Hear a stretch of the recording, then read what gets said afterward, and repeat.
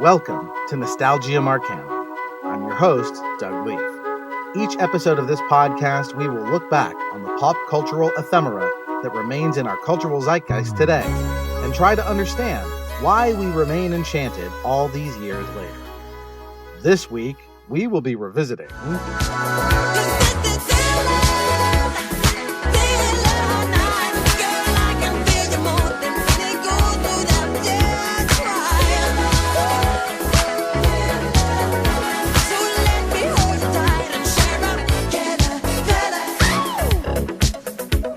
In 1983, Michael Jackson debuted his version of an old dance called the moonwalk.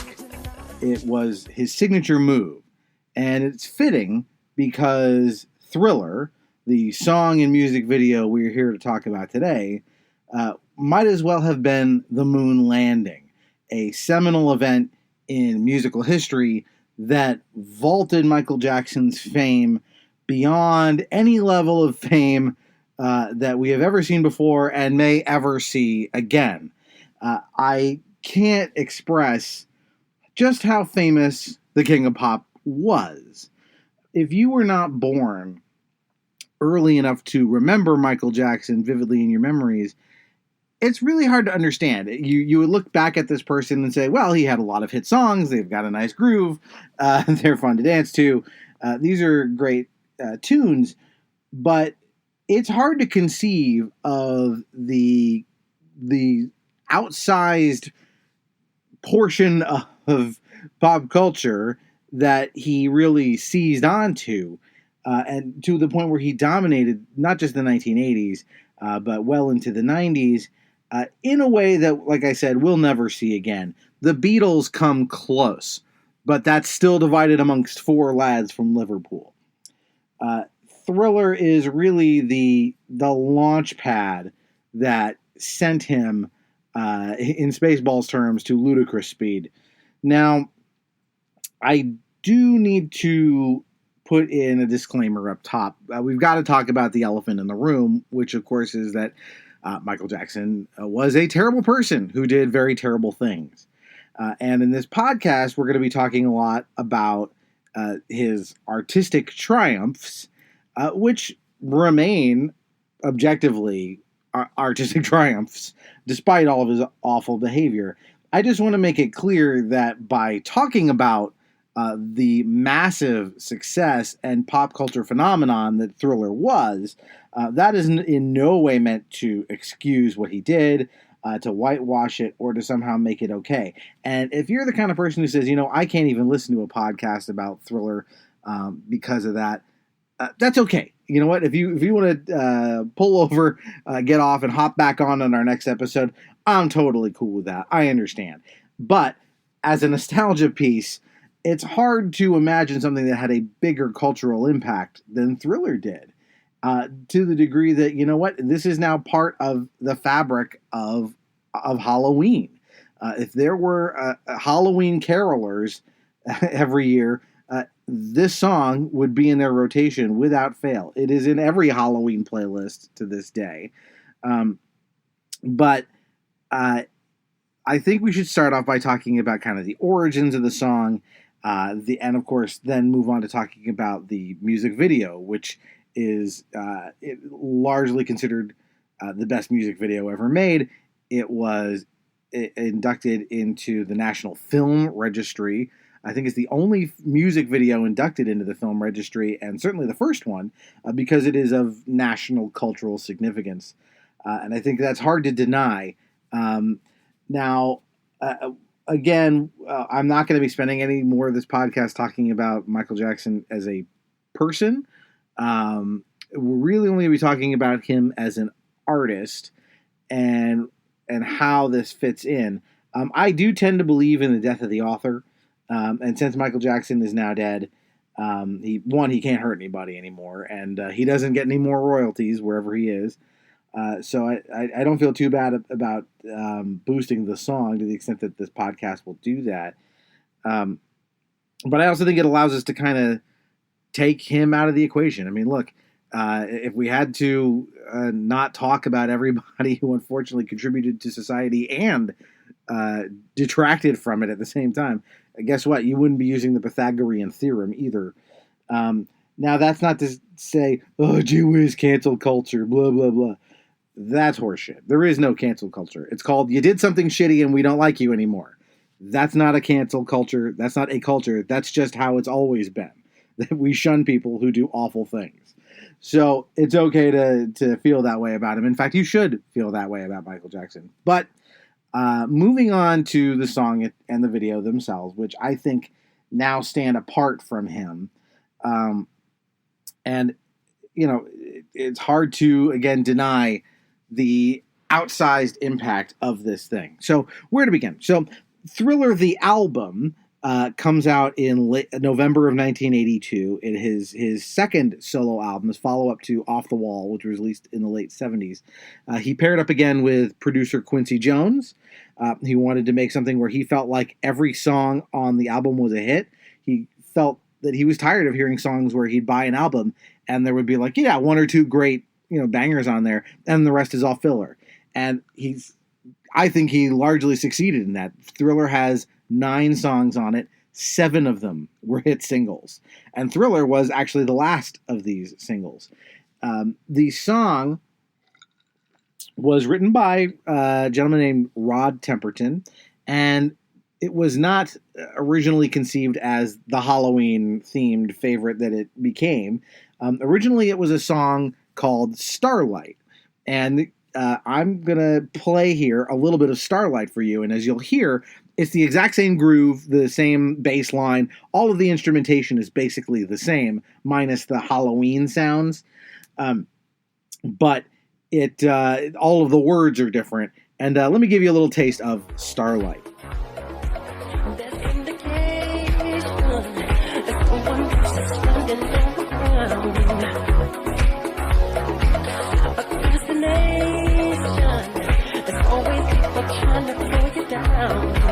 Now it's the time for us to spend this evening together. Deep in the night, we're holding on to someone else's dream. Can't you see? We need some starlight, starlight sun. There ain't no second to make it wild again. Give me the starlight, some starlight sun.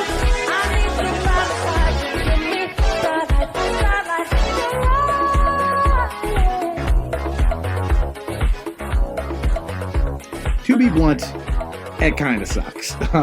And it's amazing because everything that makes that song, just fun to dance to, and, it's got this great driving beat and a pulse to it, that's all still there in the Starlight version, and yet it just doesn't work.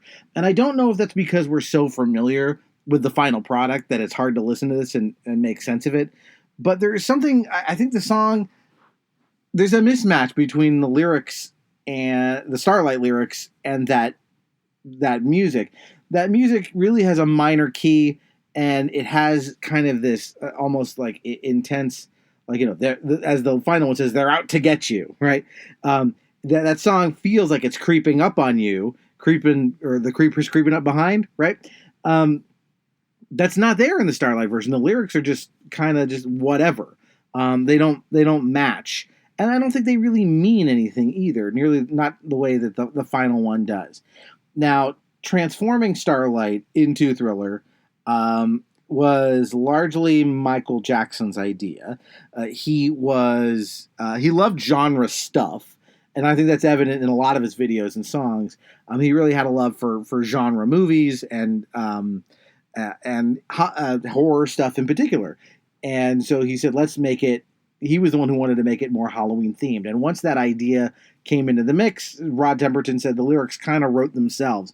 And that makes sense because it's so easy to theme something to horror and to Halloween, right? You've got all of the ghouls and goblins and vampires and whatever you want to talk about. You've got the entire grab bag of Halloween stuff at your disposal. And so the lyrics really fell into place at that point. The next big idea, the next innovation in the song was getting Vincent Price to come in and do the darkness falls across the land stuff at the end, because who better, right? He's the ultimate voice, I think, of Halloween. Your only other options maybe are Boris Karloff, although he may have been dead by this point. I can't remember if Boris Karloff was still alive by 1982. But Vincent Price was, and it turned out he was game to do it. And by a weird coincidence, they said, let's get Vincent Price, and Vincent Price said, okay. And it came to the day of the recording, and they still hadn't written anything for him to say. And so Temperton famously wrote the rap or poem or whatever you want to call it that's at the end of the song, most of it in the cab ride on the way to the studio. So I went off to bed, and the very next morning at 9 o'clock, the bell rings, and I'd totally forgotten this, but my publisher from England had come over to America, and it had always been planned that we would have breakfast that next morning. And he came and arrived, and I thought, oh my goodness, I'm supposed to write this thing, but I've got this lengthy meeting. And so I had the breakfast with my publisher and had a long business meeting, which went up till noon. And the session was at 2 o'clock. And finally, my publisher left, and about 10 past 12, the phone rings, and it's Quincy. Says, how are you doing? Have you got something? And I said, yeah, well, don't worry about it. I'll have something. I'm just finishing it off. And so I hung up and got a piece of paper and frantically started to write some stuff. And just one of those lucky times that it just flowed out of me. I'd written all the lyrics for the song, and the theme of the whole thing was so strong anyway that it was quite easy to visualize all these kind of lines that Vincent would say. And so I started writing, and I wrote one verse there while I was waiting for the taxi, and then I got in the taxi, and while I'm going to the studio, I wrote 2 more whole verses, of which, so I wrote 3 verses of poetry or rap, and we only needed 2 in the end anyway. And as I arrived at the studio, I saw a car pull up, and out steps Vincent Price, and the taxi pulled around the back of the studio, and I dived out of the cab, raced in the back door, said to the secretary, photocopy this quick, and they put it on the music stand, and he walked in and sat down in his chair, and off we went. It is an indelible part of the song. I think it's hard to imagine the song without the Vincent Price stuff at the end. It kind of really puts a capstone on the Halloween theming. And there is actually a third verse of it that didn't make the cut. So if you've never heard it, I'm going to splice that in here so you can finally hear the third, or actually it's the middle verse of the Vincent Price portion of the song. Here it is. The demons squeal in sheer delight. It's you they spy, so plump, so right. For though the groove is hard to beat, yet still you stand with frozen feet. You try to run, you try to scream, but no more sun you'll ever see. For evil reaches from the crypt to crush you in its icy grip. I don't know how this would have fit into the song. It definitely would have made it too long, but it's really fun to hear. It's really fun to hear Vincent Price just talk about Halloween in any capacity. Now that they had their song and it became the title track, and of course the final version was slotted into the album. It's track number 4 on the album, and weirdly comes right after the scariest song on the album, which is "The Girl Is Mine," the duet between Paul McCartney and Michael Jackson, who would famously have a falling out later because McCartney told Michael Jackson, "Oh, you should invest in music catalogs. It's great."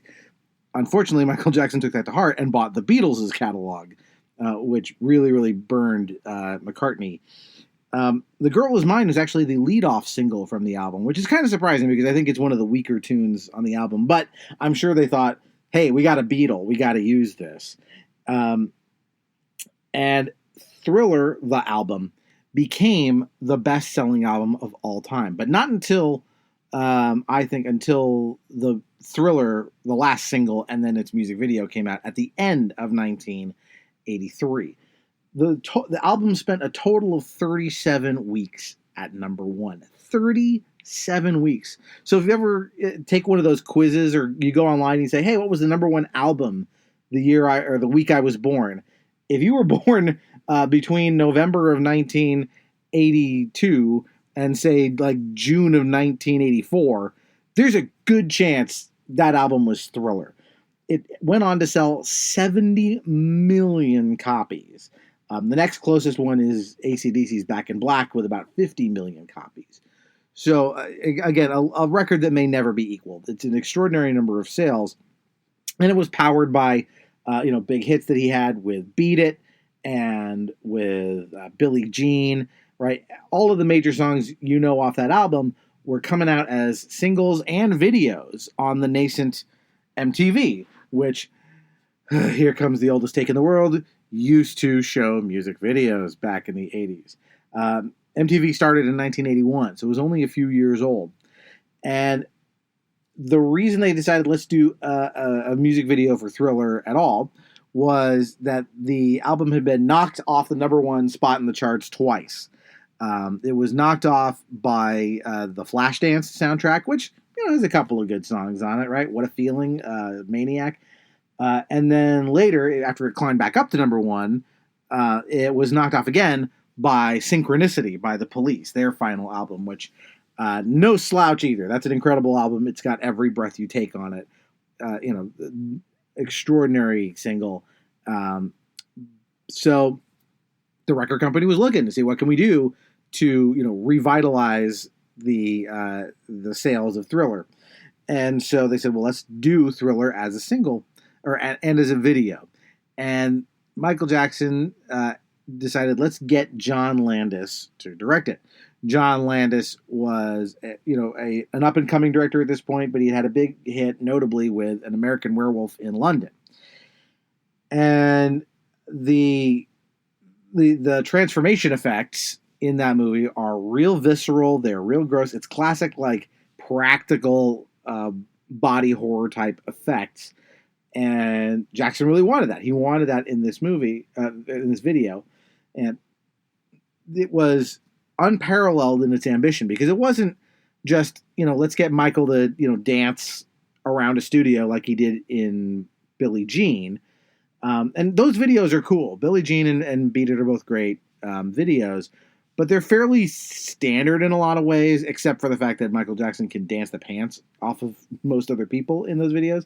If you look at early videos from MTV, the real early ones from 1981, 82, I remember thinking about, there's the video for Gloria, that one-hit wonder by Laura Branigan, and it's like her in just sitting in an empty studio full of three-dimensional Euclidean shapes, like some pyramids and some spheres and cubes, and all of it's kind of this sad brown color, and she just goes and sings the song, and that's a video. There's a lot of videos that are just concert videos, right? It's just the band performing their song or really lip-syncing to it. Michael Jackson was one of the early innovators, so much so that, even especially after Thriller, a new Michael Jackson music video was an event.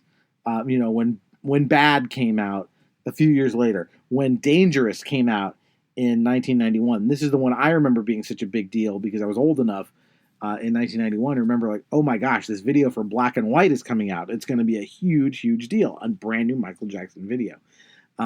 He was at the forefront of pushing that. Other guys like Peter Gabriel at the time were also big on having their videos be, full of neat effects or animation and be innovative.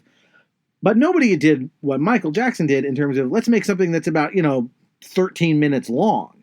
It was never meant to be a little movie. It was really just, what can we do to showcase a song that lasts 2.5, 3 minutes?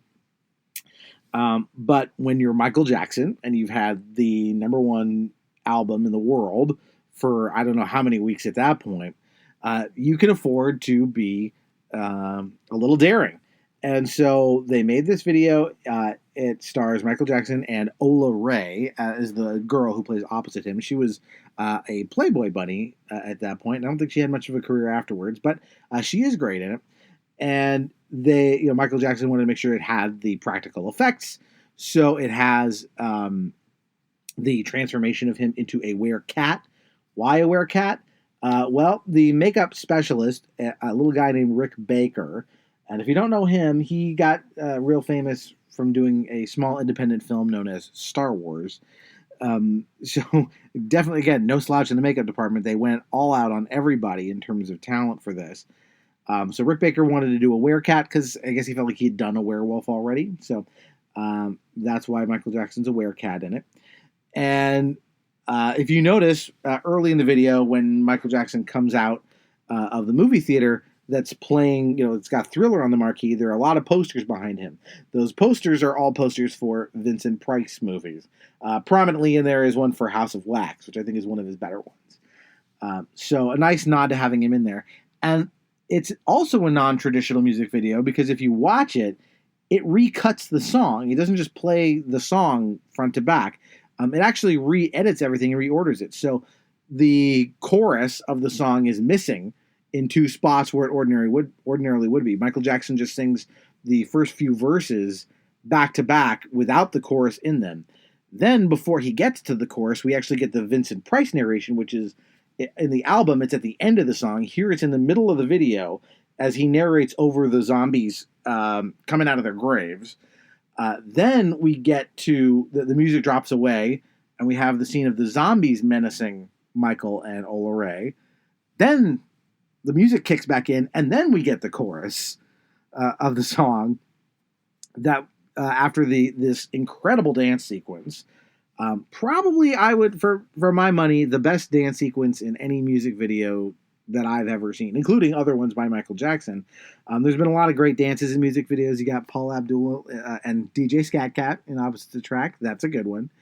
But this is a dance that, there's a reason when people do flash mobs, this is the dance they do to this day. And my daughter first got into this thing because she saw the movie 13 Going on 30 with Jennifer Garner, which in that movie, it's basically a new spin on Big. She is magically transported through time from her 13-year-old self into her 30-year-old body 17 years later. And at one point, to spice up a party that's kind of, falling apart, she asked the DJ to put on Thriller, and she starts doing the dance, and everybody else does the dance with her. And in a movie where someone magically time travels, the most unbelievable thing about it is that every single person at this party knows the entire Thriller dance by heart and just jumps right in. It's an unrivaled piece of dancing from one of the best dancers ever. When the movie video premiered, they did it at a movie theater in Hollywood or Westwood in LA, and a lot of luminary celebrities came to it. One of whom was Eddie Murphy, which, not surprising, he was a big Michael Jackson fan at the time, which everybody was. But he actually demanded that after it was over, for them to play it all over again. The video ate up MTV. Just blew everything up. They noted that their ratings were 10 times their normal ratings whenever they played Thriller. In fact, they would advertise when it was going to be on, so nobody missed it. And it became, like I said before, the number one video of all time. In almost every poll, it wins. And it's because it's kind of hard to top. There's the ambition of just doing the 13-minute video with all the horror stuff in it. It's fun because everybody likes spooky, ooky stuff. It's got all the Halloween theming. You can trot it out every year. And it's got that dance number that is an all-time GOAT. The video almost never came out. Michael Jackson almost destroyed it because at the time he was a Jehovah's Witness, and the church got a hold of or got word as to what Michael was doing, and they said, "Oh no, this is devil worshipping stuff. You can't do this." That's kind of de rigueur for the 80s. The satanic panic that went along with Dungeons and Dragons in the 80s. If you've watched Stranger Things, that's been kind of dramatized, especially in season 4 of Stranger Things. They talk about that for some reason religious parents got real worried that their kids were playing a board game where they were casting spells and stuff. And it's, when you see what Dungeons and Dragons actually is, of course, it is not even remotely like that. People, basically it's just you just roll dice to see if you can attack a pretend monster. There's no real magic in it at all. But there were lots of things like this where people got this comes up kind of in different ways from time to time. People did it with Harry Potter, right? The same thing of like, ooh, the kids are getting into the occult, and like, yeah, but not really. It's the same level of magic that like Mary Poppins uses. It's just not worth getting bent out of shape over. But Michael Jackson was, I guess, under the sway of the Jehovah's Witnesses at the time. He took that to heart, and he was going to destroy it. Thankfully, I forget who. I remember reading in my research, but I can't remember now who intervened to save it. But they managed to convince Michael to put a disclaimer at the front of the video that says, this is not meant to be an endorsement of the occult. I'm not, and he sort of distanced himself from that. And I think, he later on was obviously very glad he made that choice, because this defined his career. This, again, he was already very famous. It's kind of this like bump, set, and spike from his original days with the Jackson 5 to having, some success with Off the Wall and a lot of success with Thriller before this. And then when this hit, it just exploded everything. The red jacket that he wears became an iconic piece of clothing. It was actually put together by Debbie Noodleman, if I'm pronouncing that correctly, and who is John Landis' wife. She designed that jacket, which I can't even imagine what it's worth now. But Michael Jackson had this almost magical way of making things iconic simply by his association with them. He walks out on stage one day with just one glove on instead of two. If he had worn two gloves that day, no one would have cared. But because he wore this one glove, suddenly that became a flashpoint. Oh my God, he's the gloved one now. That's his nickname. He did that over and over again with different things. To the point where, if you watch any of the stuff from Bad, the follow-up, right? The Bad suit that he wears in that. The white kind of tailored linen suit with the fedora that he wears in the Smooth Criminal video. This empowered him to ultimately make a semi-movie called Moonwalker that sort of had some plot elements and also stitched together a bunch of music videos from both the Thriller era and the Bad era that I watched as a kid. And now, looking back on it, remember, he likes to spend a lot of time with kids, and, he thinks he's rescuing them, and it's awkward now. But he pushed the art form for both music and music videos. It's undeniable that he had this enormous impact. And again, became a person so famous that he could barely function in society anymore because of it. And there's something kind of extraordinary in that. You think that, Thriller has only 9 songs on it. 9 songs, that's it. And there's like 1 or 2 that are kind of meh. But the other 7 are indelible pieces of music history. To a degree that, again, I don't think anyone will ever equal that again. I should also mention, of course, where Weird Al Yankovic comes in. Because this album was so big that, of course, he hit it big, really hit the big time with his parody, Eat It. But I'm raising that not because of Beat It, but because even at the end of the Eat It video, he sneaks in a little parody of Thriller. He does the bit at the end where he turns around, looks at the camera, and he's got the yellow cat eyes that Michael Jackson does. Now, one, that's just astute on Weird Al's part, but it says something that even a parody of Beat It, by that point, he couldn't ignore the Thriller. He didn't go out and rewrite Thriller to be, I don't know, Dinner or whatever he would have done with it. He stuck with Beat It, but he still made sure he got a little nod into Thriller while he did that. I look back at this with my own nostalgic eyes to the 80s. I was too young when this came out to be aware of it when it happened. But it's been a part of every Halloween of my life ever since. Like I said, every Halloween playlist, it's there. And it's sort of the king of all the Halloween songs, even above stuff like the Monster Mash. There are many, many, many Halloween songs, but this one seems to be the king because it's a good song anytime. You throw that on, and it's a good friggin' time. I thank you for coming with me on this journey through Thriller. I know this is a little bit of a shorter episode, but hey, it's about one song. How much can I really say? But I do want to, of course, remind you that if you like this podcast, go on iTunes or Spotify, wherever you found it. Make sure you can drop a review there. Please like it, share it, tell people about it. And if you have thoughts on Thriller or our last two episodes, Beetlejuice and Phantom of the Opera, please tweet them to @NostalgiumPod. That is, of course, our contact point on the internet. And we should talk about next episode, which is going to be really fun. We are going to have ourselves a little teleporter accident and talk about The Fly. Specifically, of course, the Cronenberg version of The Fly. Although we'll touch on the Vincent Price one as well. There's a connection. Vincent Price is in the original Fly, and we'll be talking about the famous remake with Jeff Goldblum. A movie that also contains another connection to Thriller, which is awful body horror and gross transformation. So I'm really looking forward to talking about that with you. Again, if you have thoughts about The Fly, please tweet them to @NostalgiumPod. And until next time, we'll add one more page into the Nostalgium Arcanum.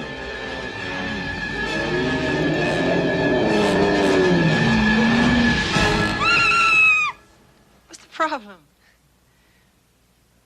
Come on, I'll take you home.